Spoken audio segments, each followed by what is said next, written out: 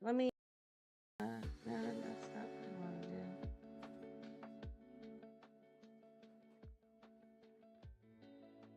I just I added music, but I don't want it to be distracting.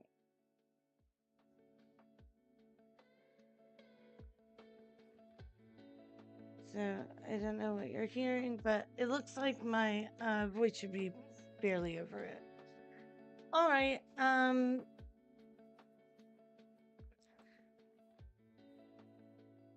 Okay. Well, hi there.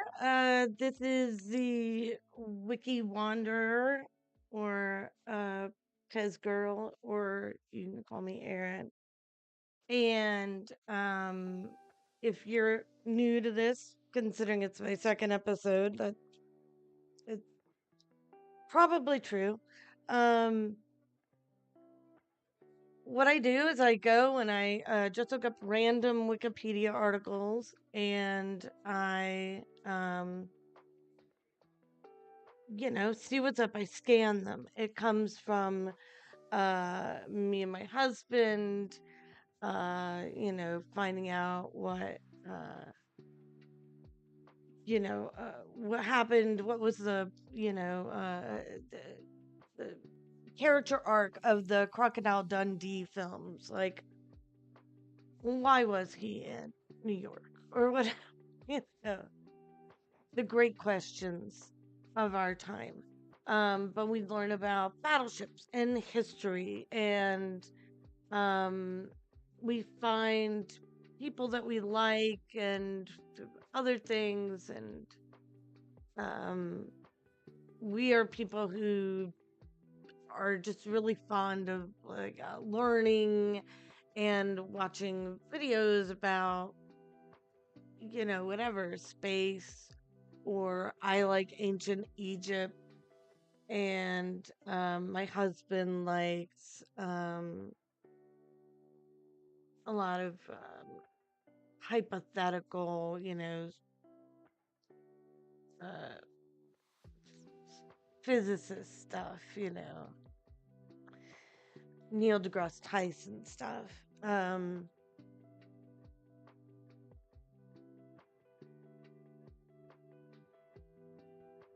I think we got into an argument once because I said he wasn't one of the smartest people in the world. And I'm like, he's one of the smartest people that we know of, but is he in the enchalant that would be the small group of people who would be the smartest people in the world? And we started looking up people, and he started being like, oh, who cares about that guy? And then we would look into and use Wikipedia to look into their accomplishments and be like, well, he's like an Indian billionaire because of his tech company, because he like invented some matrix, or it would be somebody who like invented something, or one guy was like some groundbreaking guy, and he like quit everything to do some really simple job. I couldn't remember what it was, but so we found some really cool people, and we think that's fun, and maybe you'll think that's fun. So we get, kind of a mixed bag. Sometimes it's very small. Last time we got a town in Estonia that really was just like, hey, this town exists. And so, it's a mixed bag. So we try to make the most out of those and kind of scan the others. We had some Mexican wrestlers, and when you have somebody who's an athlete, you have everything, all these, oh, and then they joined this, and then they did this, and they were in this, and especially with wrestling, or like you did this team, and this, there's a big fight here, and anyway. Oh no. I meant to make a drink before I started. Oof. Okay, we're going this solo. All right. So we go and here and we click random article, and we see what comes up, and we skim it, and we summarize it, and we kind of poke fun and react and learn. And I hope that's entertaining. Farkas Paneth. Farkas Paneth. Is he Hungarian or is he Romanian? I guess. Wait. How can his nationality be both? I mean, I'm just asking where he was born. Bucharest. Okay. He lived long. He lived to be 92.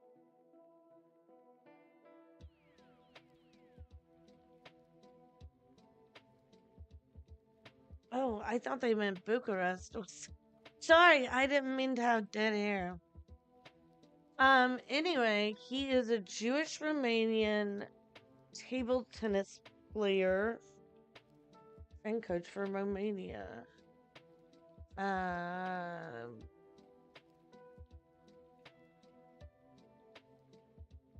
I started on a humble tailoring table using firewood instead of a net as a child. I mean, I'm guessing that's a child. He won 2 Romanian Cups, national titles, mixed, runner-up. Oh, this is in the heydays. This is in the 30s. Because he was born in right smack in the middle of World War One, and he died not too terribly long ago.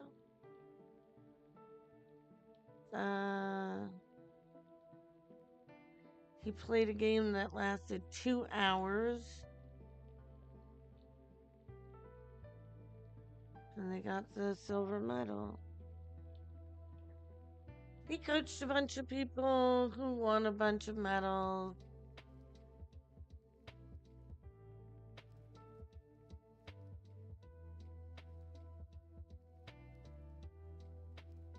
Oh, yeah. He escaped twice on the way to concentration camps.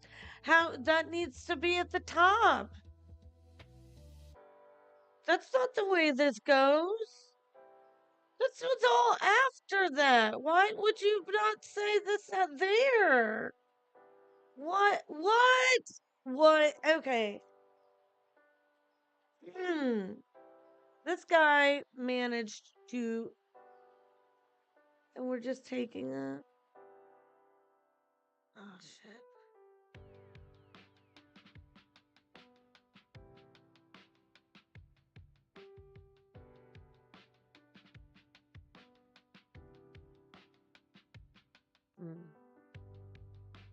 I don't know if that's gonna come up. The foreign article.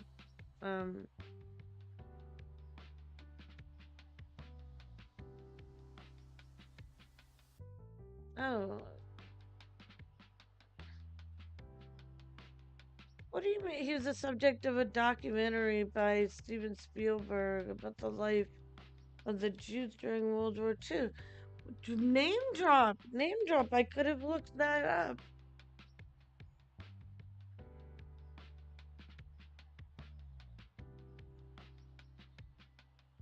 Steven Spielberg documentary, Jews, World War II.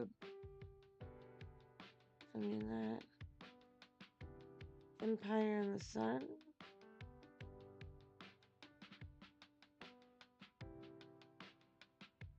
Oh, documentary. A documentary shooting war.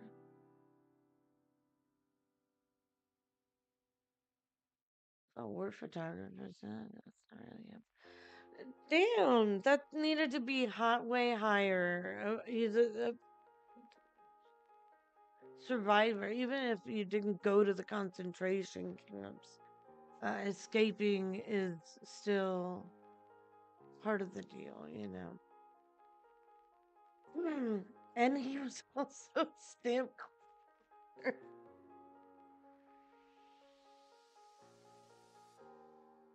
Okay, that was a wild ride. Okay. And he won some awards. Here you go. Books. Uh, did he write a book?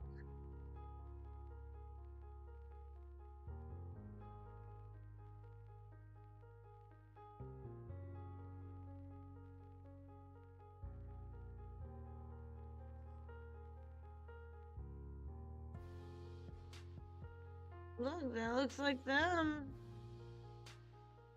Right, I never looked up a picture. That's usually the first thing I do. I found a looker last night. One of the, Mexican wrestlers, Yukio Sakaguchi. Yes, sir. It's a little slice of beefcake. Here he goes. Oh, I like that. Look, that's a dab. Oh, that's his, that was somebody who was named here, right?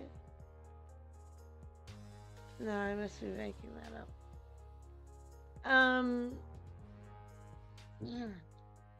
All right. A World War II Jew survivor who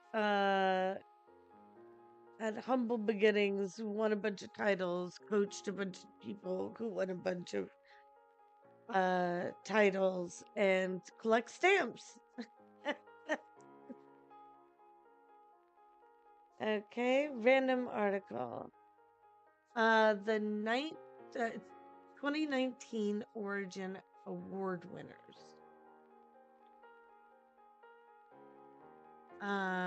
This is video games? Question mark. Oh.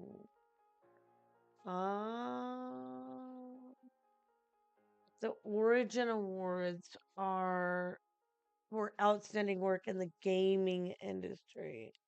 And I think they mean tabletop games. So, oh my god. I worked so hard to find non-copyrighted stuff, and they say they won't have ads, and they're lying.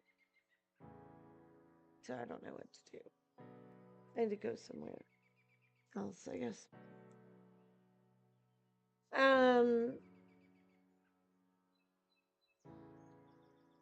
Anyway, they card games, tabletop games, so your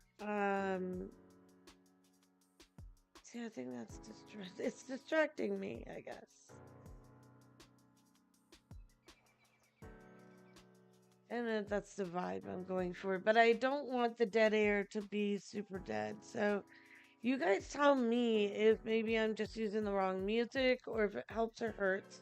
Because I really need all the feedback. I'm just starting this series, and my husband suggested it, and he really thought people would like it, and I really want people to like it, and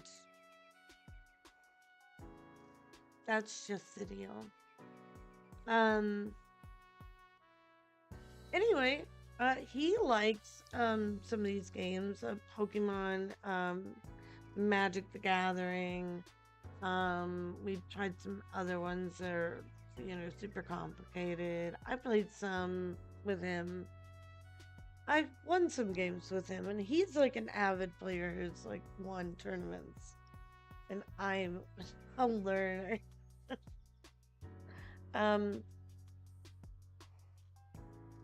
They also were in a friend group that did a lot of the board games. There are those nerd groups who are just always playing some, cones of. I can't even remember that Parks and Recs reference. The clones of Drekor or something like that.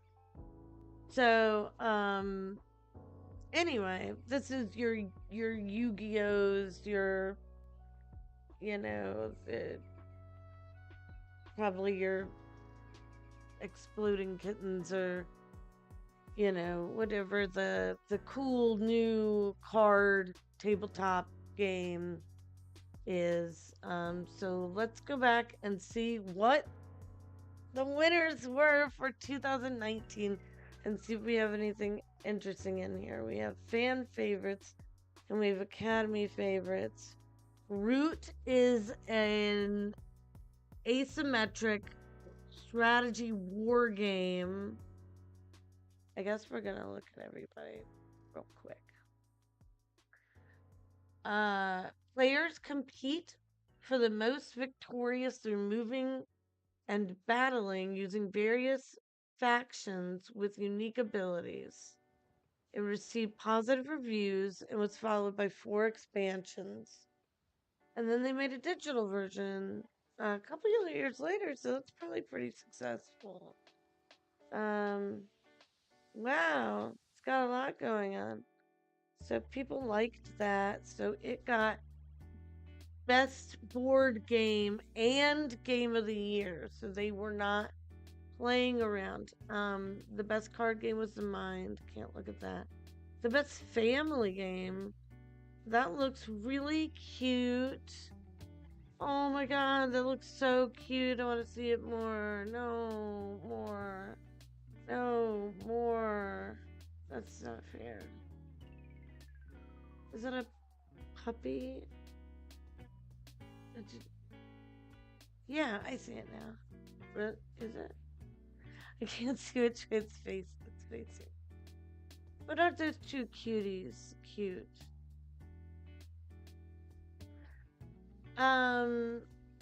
It's a graphic novel about a Greta and an apprentice blacksmith who becomes fascinated by tea dragons after rescuing one. Oh, I guess he's a tea dragon. What is she?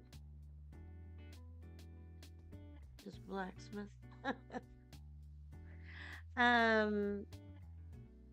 So what is the here? They made a card game and they made another tabletop game called Autumn Harvest, based on another book. You can either it can be standalone or oh, my words are failing me today. I think I'm sundowning.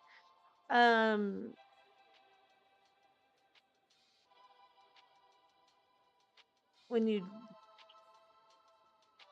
download something to an expansion pack. Oh, I'm so sorry. I wish I was like on camera. I think it'd make more sense how crazy I'm talking. It doesn't make sense when I'm quiet and thinking. Anyway, Keyforge, let's move on. Keyforge is a card game. It's 2-player, single deck, artifacts, creatures, actions, upgrades. It seemed to be good. The reception, a bold new idea and a vastly different kind of game format. The question, the randomized model. People won't spend money on rare cards. Blah, blah, blah. Oh, I don't want anything where it's like that. I want something where, you know, you want booster packs, like the Exploding Kittens type thing, where you want like Cards Against Humanity, where you want more of those because they'll go in great with the cards you already have. But not like Pokemon, where you have to like go and Buy an expensive card or something. No, no, no. Okay, best role-playing game, Vampire Masquerade. It is the first of this World of Darkness setting line. It's gothic punk modern world where you're vampires and you're either kindred or Canaanites, and there's your own struggles and vampires, and you're fighting each other. And sorry, I feel like I'm not so like I'm trying not to be droning. I feel like that's my, if I'm not making fun, talking shit, then I'm droning. It's inspired by a game, like Call of Cthulhu, Nightlife, Rune Quest. I don't know this game, so maybe you do. So maybe you'd like Vampire the Masquerade. Oh, how was it received?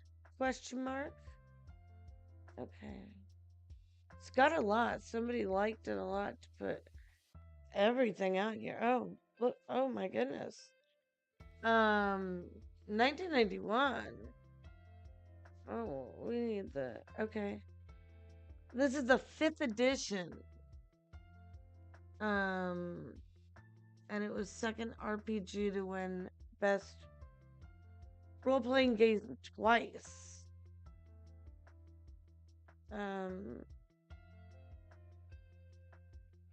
So it seems like it was a pretty big deal. It's won some other awards. Woot woot. Okay, and then a Dungeon and Dragons. I don't know that we really need to look into that because we know what a Dungeons and Dragons is. And that's a supplement, so that is like, you need to have the main one. This is a little expansion pack. Jeez. Necromunda, dudes. Best miniature game. So this would be a game like, what's it called? Warhammer, where you had the little figures and little guys. So it's a skirmish, so I guess you're just fighting each other. Rival gangs battle each other in the Underhive, place of anarchy, violence, in the depths below the Hive City. It's parent game Warhammer 440,000. So Warhammer is the parent company to Necromunda. So I guess it uses the same figure. In this case, the Underhive is heavily polluted.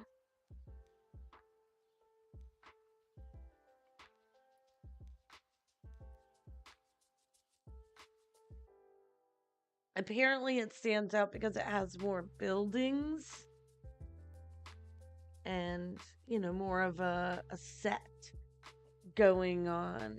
And I'm guessing it was received pretty well. It's got a lot going on because it's, part of this bigger thing.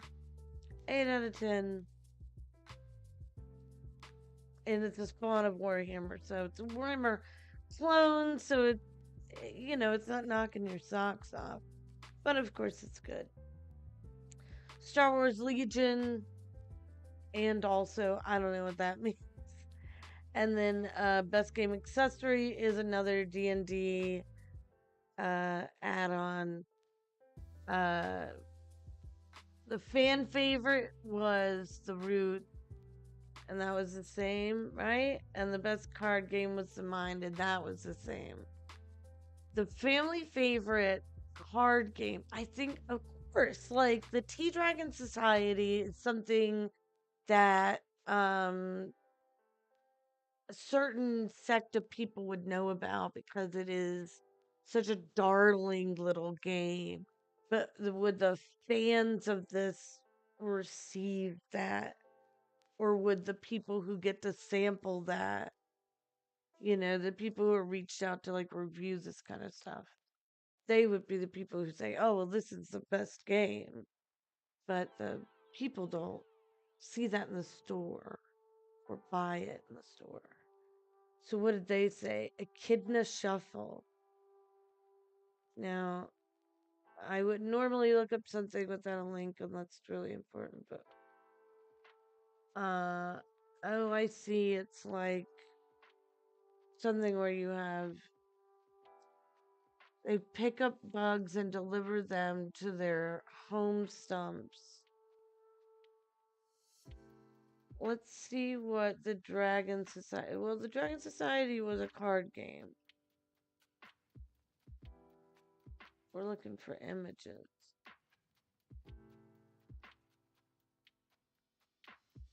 Show me, please. Ah.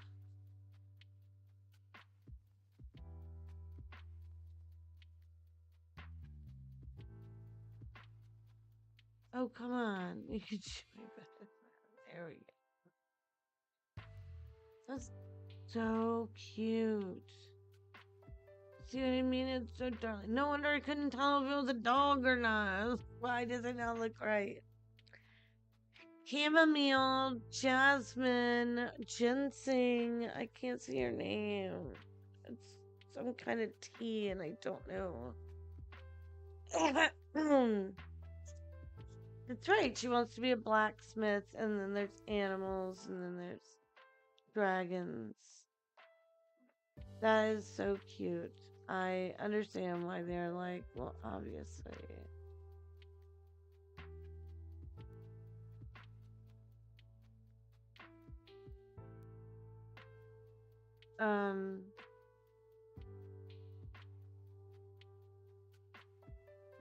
So I guess, whatever. Keyforge was also the same. Vampire was also the same. Although the same game accessory was a different D&D add-on. So super interesting to find out that the Origin judges are like the guests, and we found some interesting things. I think Masquerade is probably interesting. Necromunda if you're into Warhammer. I think Tea Dragon Society was the coolest thing I saw. So we are done. We're going off to one more random article. Oh no, that is a one word. Okay. Chickpea distortion mosaic virus is a pathogenic virus of the family.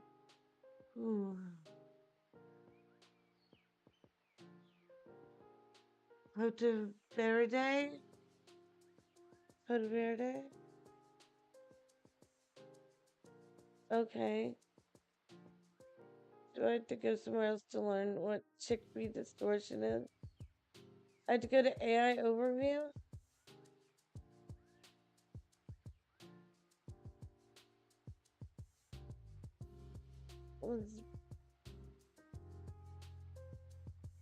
I hate to do that. Oh, well, they're just like, it could be any of these things. There's all sorts of mosaic viruses. Garbanzo beans may exhibit a mosaic. Oh, well, I'm gonna say that's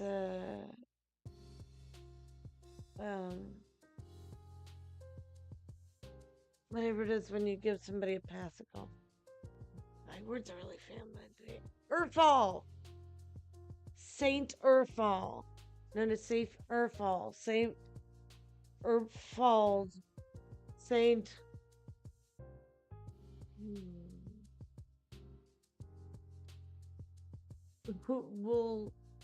Wolfrodius. Wolfrodius! That wasn't too hard. Wolfrodius, Saint Urfol, a Breton saint from Imorica. That sounds like somebody getting off the boat back in the day going, I'm in Imorica. It was in Normandy, so it's part of France. Oh, his feast day just went. I'm so sorry. It was last month. I'll remember to celebrate next year. Saint Urfol. Urfol. He was born in a manor, in a parish, in a century that begins with 5. I forget how century, I forget how that stuff works. It means he's in the 500s, right? That's a long, that's way back in the Wayback Machine. So they don't know, but they're like, he would have gotten his religious training at the monastery of Ak. His brothers are saints too? No, it runs in the family.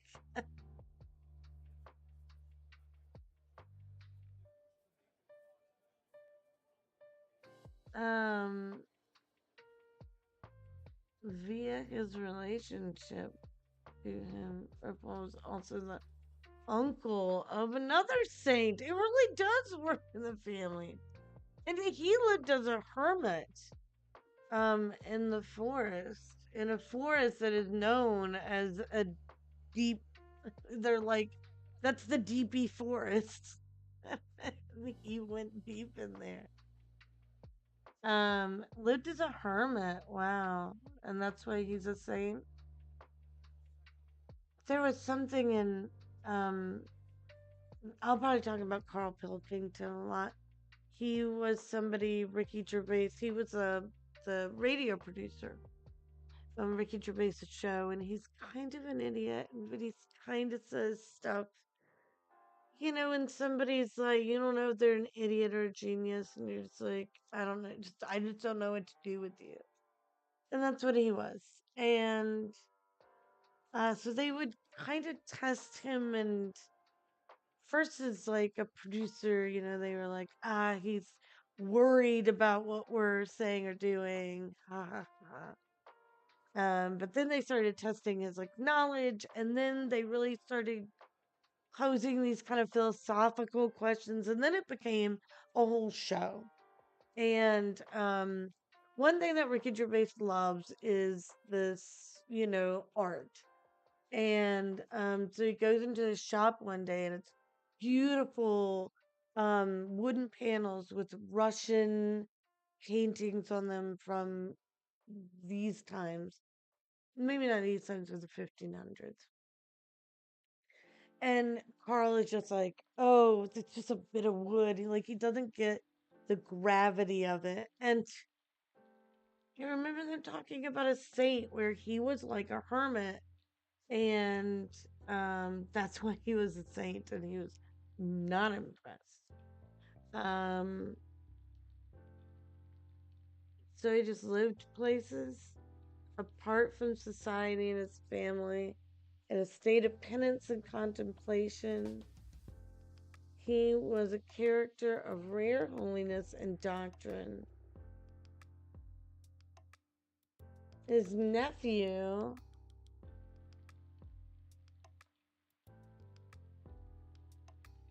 he found out his uncle died and went out to his oratory.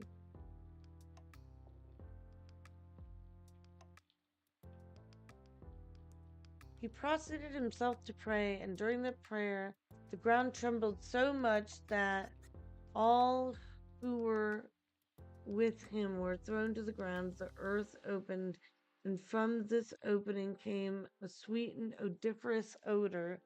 Saint Herve, I'm not sure which with the Herve. Saint Herve, having had by this miracle known and found the tomb of his uncle, the place became the setting for miracles. Okay. Was this before Herve was a saint? Was this in his Mr. Herve days? So he went to his uncle's grave, and it rocked back and forth, and everybody else fell, and he didn't fall, and then he like it kind of farted out a sweet fart, and that's where you go for your miracles. So that's pretty cool. Um, so the saint, it's another thing.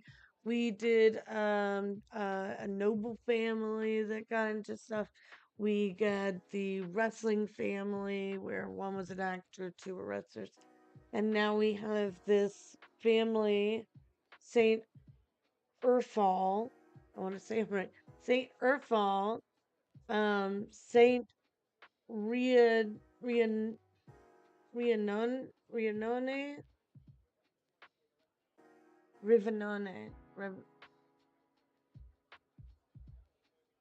I keep on wanting to call it like Rivione or something like that, but it's Rivanone and Riviora. Riviore? Something like that. And Saint Hervé. Anyway, Saints run in the family. Stop stumbling over names. Um, yeah, I guess we better wrap it up tonight. So we learned about saints, we learned about chickpea viruses, we learned about board game awards from 6 years ago, and we learned about a table tennis player. And that was our episode. I hope I can start kind of wrapping it up because I don't think that was as many things as I want to get through. I think it was a little long, but I hope you still enjoyed it. And I hope you will come back and see me next time on the WikiWanderer. Um, and if you have a name suggestion, I'm thinking of something that's like the blue links down the rabbit hole, something fun. But I'd like to use WikiWanderer so everybody knows my name. Up front knows what the what the deal is. Anyway, as you can hear, I got barking dogs in the background. So this has been episode 2 of WikiWanderer, and I hope I'll